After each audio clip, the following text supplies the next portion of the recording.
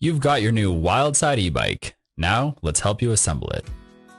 This video will help with the assembly of the Beast electric cruiser. Please note that the majority of the assembly in this video uses a previous film we've made for the assembly of our Shadow and Hunni Bunni electric cruisers. Only the fitting of the fender and headlight is different, and for this, the Beast itself is featured. Open the box and remove the foam pack containing documentation, components, tools, and the headlight assembly. Remove the fender and stay rod packed together and located on top of the front wheel. The rod may also be packed separately elsewhere in the bike box.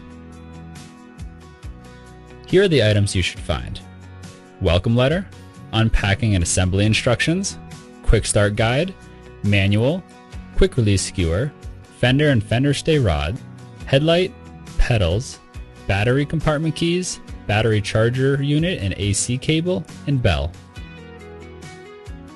Also supplied are touch-up paint and a basic set of tools, but you may prefer to use your own as we have done in this video. You will also need scissors or cable cutters and bike grease, which are not supplied in the box. Before removing the bike, carefully cut the zip tie attaching the front wheel to the frame, then remove the wheel from the box. Now lift the bike out of the box and from each end, carefully place it on the ground on the back wheel and onto the front fork.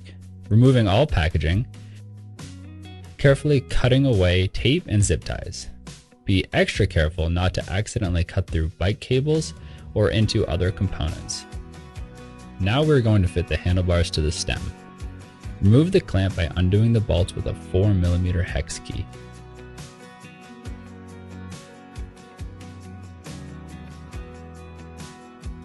Once removed, precisely center the handlebars onto the stem, making sure the cables aren't tangled. Replace the clamp and bolts first by hand, then lightly tighten them using the hex tool in an X pattern. We will tighten them fully when we customize the rider setup later on. Now we are going to fit the quick release skewer onto the front wheel. First, remove the adjusting nut and conical spring, applying a small amount of grease to the skewer axle. Insert the skewer into the wheel hub, ensuring the quick release lever is on the opposite side to the brake rotor. Replace the conical spring and nut, making sure the narrow end of the spring faces in towards the wheel. Give the nut about 5 half turns ready to go into the fork dropouts. Remove the fork spreader from the bottom of the fork. Remove the brake caliper shim. Move the front wheel into place, carefully aligning into the fork dropouts and onto the quick release skewer. Ensuring the brake rotors precisely align between the calipers. Tighten both the skewer lever and adjustment nut, closing the lever once tight enough to leave an imprint on the palm of the hand. Now rest the bike onto its kickstand. This can be adjusted using the hex bolt at the back of the stand to the desired length. Next, we are going to fit the fender and headlight to the front fork. The Beast has a different configuration. First, locate the fender and fender stay rod. There is only a single rod connecting the fender to the forks on the Beast. Using a Phillips head screwdriver, loosen the bolts from the double T-nut inside the fender. Ready for the stay. Carefully checking it will align with the right and fork when fitted. Then, tighten the bolts firmly. Next, remove the hex bolt and nut from the fork crown with a 4mm hex key and a 10mm wrench. Now, slide the fender over the front wheel, positioning the tab behind the fork.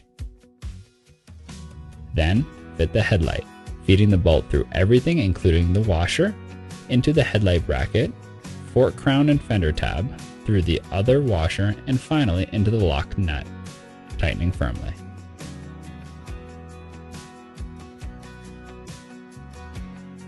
Now remove the hex bolt from the bottom of the right-hand side of the fork.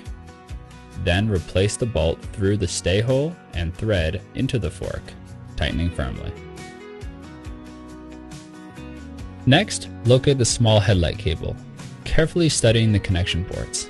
The pins inside are very delicate, so be sure to meticulously align the arrow on one port with the groove on the other. Then, once certain, push together to connect. Now we are going to attach the pedals to the cranks. Locate the right and left pedal as marked on the ends of the spindle threads. Apply a small amount of grease onto the thread before attaching, then align the spindle and thread, always turning the nut towards the front of the bike on both sides. Tighten both firmly with a 15mm wrench or specific pedal wrench. Next, adjust the seat post to the desired height. Rule of thumb is to align it with the bottom of the pelvis, then tighten. While it's sitting on the saddle, adjust the handlebars to a comfortable position. Then fully tighten the hex bolts on the stem clamp using a hex key, although a torque wrench set to 5 to 7 Newton meters is advisable.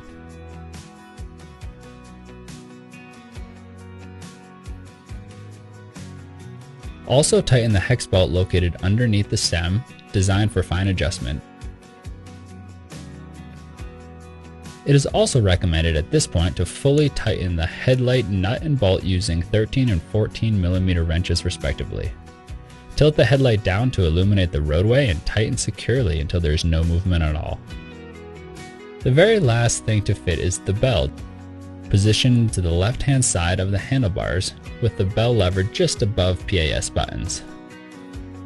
Now inflate both tires to the recommended pressure, according to rider preferences and conditions. It is now time to charge your battery. Remove the cover from the charging point underneath the back of the gas tank and insert the charging cable.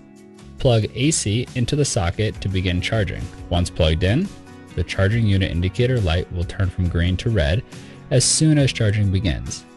It is necessary to charge the battery fully for 6 to 8 hours until the charging light has turned green.